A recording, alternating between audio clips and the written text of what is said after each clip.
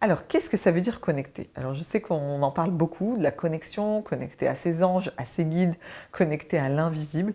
Qu'est-ce que ça veut dire exactement la connexion et connecter? D'abord, j'aimerais dire que ce n'est pas réservé à une élite ou à des gens qui sont initiés depuis 30, 50 ans ou depuis plusieurs vies. En réalité, moi, ça fait des années que j'enseigne à travers les chakras, les cercles de prophétesses, les rituels, et tout le monde peut connecter.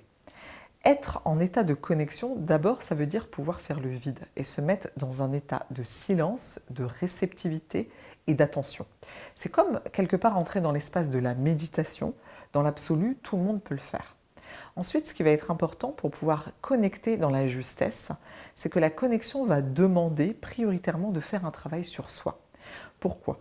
Parce qu'évidemment, quand on commence à entrer dans un espace de silence, dans un espace de concentration et dans un espace d'ouverture, au bout d'un certain temps, nos préoccupations, ce qui nous encombre dans notre vie, les émotions qu'on n'a pas réglées, qu'on n'a pas digérées, elles vont refaire surface, elles vont revenir à nous-mêmes.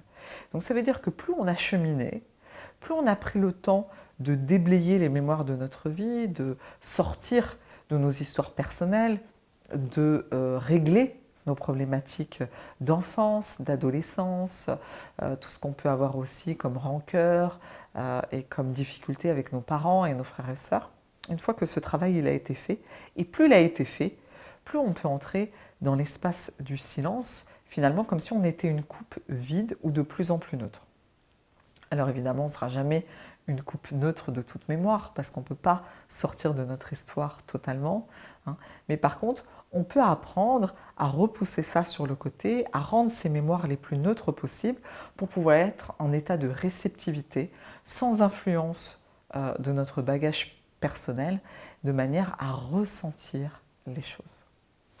Donc être connecté, ça veut dire d'abord se rendre disponible et à l'écoute.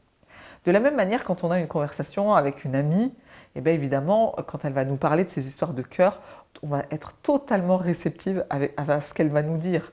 On va complètement faire fi de nos préoccupations pour être à son écoute parce qu'elle a besoin de notre attention. Et bien quand on se connecte, c'est la même chose. On va faire fi, on va vraiment pousser toutes nos préoccupations pour pouvoir ressentir notre environnement, non pas l'environnement matériel, mais l'invisible, des perceptions beaucoup plus subtiles. Le domaine de l'énergie, le domaine de la vibration. Et on va par exemple commencer à vouloir connecter à notre ange gardien ou connecter à notre âme. Et bien on va percevoir que plus on va écouter et plus notre écoute, elle va s'affiner. Donc c'est-à-dire qu'on va ressentir en fait au départ comme un léger nuage de coton, de légères vibrations, comme de légers picotements, et la connexion, elle va s'intensifier jusqu'à ce qu'on ressente une présence, et la présence que l'on a appelée de manière de plus en plus dense et de plus en plus précise. Alors bien sûr, la connexion, c'est comme le sport. Plus on va pratiquer, et plus en fait, on va ressentir nos muscles travailler. C'est exactement la même chose. Donc la connexion, c'est aussi un muscle. Ce muscle-là, il est invisible, et on va le percevoir de plus en plus fortement grâce à nos pratiques. Donc ça veut dire que n'importe qui peut connecter, mais plus on va connecter régulièrement et plus on va affiner nos sens. Donc certaines personnes vont connecter par la vision. Elles vont fermer les yeux et elles vont avoir des images, au début floues, et ensuite de plus en plus précises, et ensuite elles vont carrément avoir des films. Il y a des personnes qui vont recevoir des messages auditifs.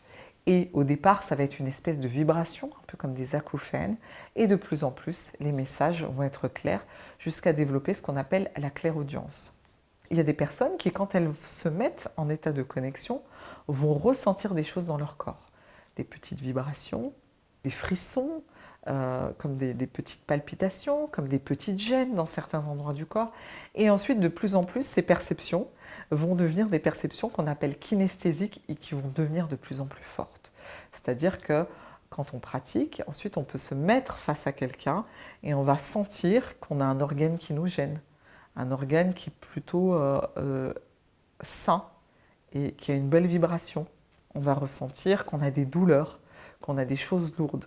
Et donc les perceptions kinesthésiques vont nous aiguiller sur le fait qu'il y a des endroits du corps qui connaissent un blocage et ensuite pourquoi ces endroits sont bloqués. Donc ça veut dire que aussi être connecté. Qu'est-ce que ça nous montre? Que tout le monde peut connecter. Et en plus, qu'on va connecter tous de manière différente. Ça peut être simplement une sensation de bien-être. Ça peut être donc du visuel, de l'auditif, du kinesthésique. Ça peut être d'avoir des odeurs. Ça peut être simplement d'avoir le pressentiment que quelque chose est là. Donc c'est comme si on allait percevoir des sensations et que ces sensations vont ensuite donner des images ou des formes. C'est ça, connecter. Qu'est-ce que ça veut dire derrière aussi connecter? Donc ça veut dire que du monde de l'invisible ou du monde plus grand que nous, de la vie, dans ses plus grandes vibrations, ou de Dieu, ou d'une divinité en particulier, parce que c'est ce à quoi l'on croit, on va recevoir des informations. Hein.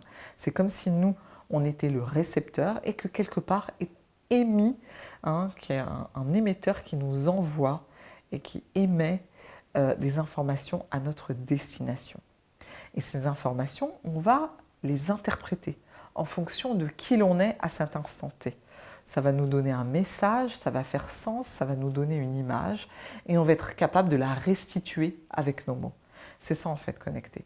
Et donc, ce message que l'on reçoit peut être un message de guérison, peut-être un message que l'on a oublié, quelque chose qui aujourd'hui nous pollue, un message, c'est-à-dire d'une mémoire de notre vie.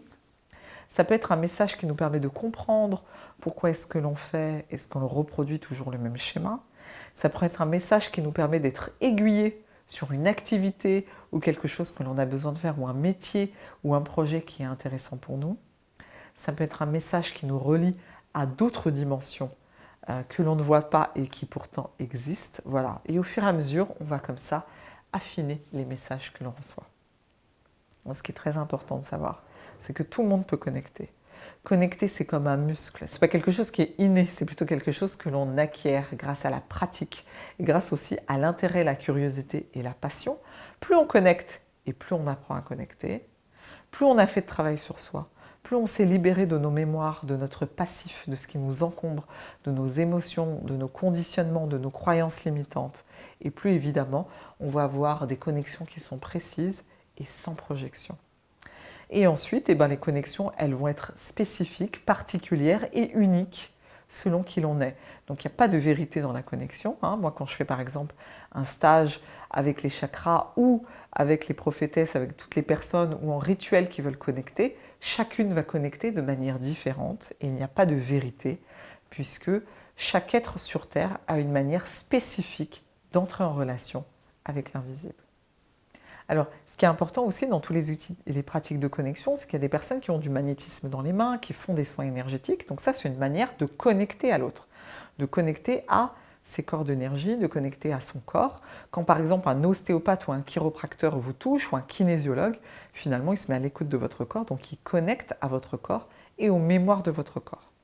Donc au départ, quand on apprend et quand on commence à connecter, c'est un peu quand on commence à faire du sport, il y a quelqu'un qui vient nous expliquer les machines ou comment faire la bonne posture. La connexion, c'est identique. Au départ, il nous faut quelque part un protocole pour avoir des garde-fous, des bases, pour ne pas partir dans tous les sens, pour ne pas aller dans des illusions ou des projections. Et au fur et à mesure, on commence à connecter par nous-mêmes, on sort du protocole et puis on recrée notre pratique parce qu'on se sent appelé par des espaces, on se sent appelé à faire des choses au détriment d'autres et de plus en plus on est en lien, on est guidé par notre être profond, par notre âme, par l'invisible et on a de moins en moins besoin de repères, de protocoles ou d'aide extérieure. Ce qui est très intéressant aussi et important dans le travail de connexion, c'est qu'au départ on ne sait pas si on connecte bien, puisqu'on peut avoir des images, on peut avoir des informations, mais on peut aussi avoir le sentiment de les imaginer ou d'être un peu parasité par notre mental, par notre ego ou par notre personnalité. Qu'est-ce qui va faire que cette pratique va devenir enrichissante? C'est évidemment le partage. Quand on reçoit des informations et qu'on partage, au fur et à mesure, on va s'apercevoir que ça résonne pour les autres, que ça leur donne des éléments importants pour guérir, pour évoluer, pour grandir et pour être à la bonne place dans leur vie. Et donc, comme le muscle que j'évoquais tout à l'heure, plus on va avoir de feedback et pratiquer, donner des informations aux autres, plus notre muscle va reconnaître sa justesse, va reconnaître qu'il est bon, va reconnaître qu'il donne des informations pertinentes, va reconnaître qu'il est utile. Et donc, on va affiner aussi nos connexions et nos informations. On va gagner en confiance, on va gagner en assurance, on va gagner aussi en précision dans les messages que l'on donne.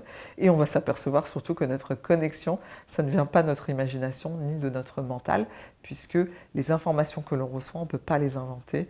On va avoir des éléments sur les autres qu'il est impossible de déduire et de découvrir par notre mental. Voilà, c'était pourquoi connecter. Donc pour aller plus loin, vous pouvez rejoindre ma formation chakra pour faire ce travail qui va vous permettre d'aligner votre canal de connexion, c'est-à-dire quelque part vraiment de clarifier votre coupe, votre pouvoir de réception.